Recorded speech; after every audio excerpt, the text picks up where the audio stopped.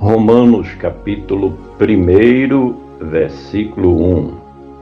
Paulo, servo de Jesus Cristo, chamado para apóstolo, separado para o Evangelho de Deus. Paulo.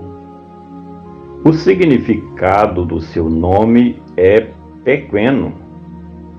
Paulo é o nome romano de Saulo de Tarso, que pela primeira vez se lê em Atos capítulo 13, versículo 9, quando ele resistiu a Elimas, o feiticeiro, principiando nesta ocasião o seu trabalho gentílico na corte de Sérgio Paulo.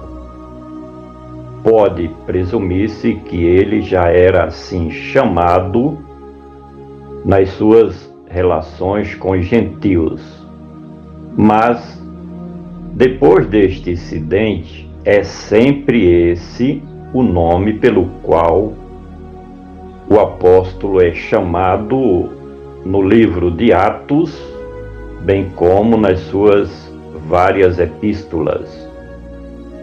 O apóstolo nasceu em Tasso, na Sicília, conforme Atos, capítulo 9, versículo 11, capítulo 21, versículo 39 e capítulo 22, versículo 3. Paulo, servo. Por esta palavra se traduzem duas expressões hebraicas que ocorrem frequentemente no Antigo Testamento e que significa pessoa que está a serviço de outrem ou um escravo. A palavra é algumas vezes empregada a respeito de pessoas humildes, conforme Gênesis capítulo 32, versículos 18 e 20. Uma terceira palavra implica aquele que está às ordens de alguém para ajudá-lo, de acordo com Êxodo capítulo 33 e o versículo 11. Mas, na maior parte das vezes, no Antigo Testamento, trata-se de um escravo.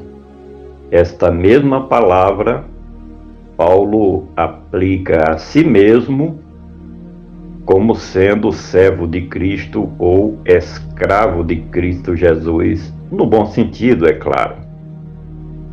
Paulo, servo de Jesus Cristo.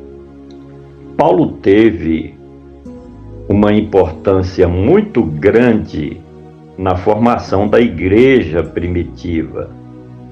No entanto, ele não se considerava a si mesmo tão importante assim, ao ponto de se considerar um servo ou serviçal, e ainda um escravo. Porém, não de um patrão rico financeiramente, nem de um fazendeiro ou latifundiário, mas de Cristo Jesus. A combinação do nome próprio, Jesus, com um nome qualificativo, no caso de Jesus Cristo, significa de que Jesus de Nazaré era o mesmo Messias, ou ungido de Deus, ou enviado de Deus Pai para cumprir a sua grande missão. Paulo, servo de Jesus Cristo, chamado. A chamada de Paulo de Tarso, ou Saulo de Tarso, antes de se converter, que depois ficou sendo conhecido por Paulo, foi feita diretamente pelo Senhor Jesus na estrada de Damasco. E há quem diga que os 11 apóstolos originais foram precipitados quando escolheram Matias para ocupar o lugar deixado por Judas Iscariotes. Grande parte dos comentaristas bíblicos concordam de que, se eles estivessem esperado um pouco mais, seria Paulo e não Matias o que ocuparia o ministério apostólico juntamente com os 11 apóstolos de Jerusalém.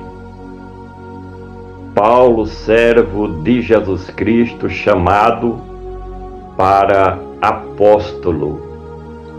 Dada a importância do ministério de Paulo em explorar novos campos missionários e expandir a igreja além da Palestina, foi reconhecido de forma justa como sendo um apóstolo de Cristo Jesus, assim como os 12 primeiros apóstolos foram chamados pelo próprio Senhor Jesus. Assim também aconteceu com o apóstolo Paulo, que teve um encontro feliz com Cristo Jesus. Se não foi reconhecido de princípio pelo grupo apostólico de Jerusalém como fazendo parte do mesmo ministério, por Cristo sim, e também pela igreja primitiva, principalmente no mundo gentílico. Paulo, servo de Jesus Cristo, chamado para apóstolo, separado. Esta palavra, dentro do texto e em consonância com o contexto bíblico, se refere à eleição direta de Cristo Jesus na vida do apóstolo Paulo para um ministério específico aos gentios. Foi um dos líderes pioneiros de maior destaque na implantação de comunidades cristãs por onde passou. Superou até mesmo os demais apóstolos que até o ano 70 depois de Cristo, quando da destruição de Jerusalém, permaneceram realizando suas atividades em Jerusalém, no país de Israel e na Palestina. Finalmente, Paulo, servo de Jesus Cristo, chamado para apóstolo, separado para o Evangelho de Deus. Esta expressão, Evangelho de Deus, é a mesma coisa que Evangelho de Cristo. Paulo foi chamado e separado por Deus para pregar o Evangelho das Boas Novas de Cristo, principalmente no mundo gentílico. Suas epístolas, escritas a várias localidades no entorno da Palestina e até na Europa, demonstram suas vastas missões evangelísticas, sendo, portanto, um porta-voz da poderosa mensagem do Evangelho do Reino de Deus em sua missão transcultural.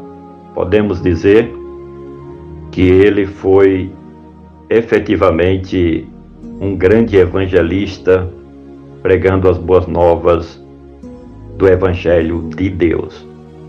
Por gentileza, compartilhe este comentário. Vamos juntos semear a palavra do nosso Deus.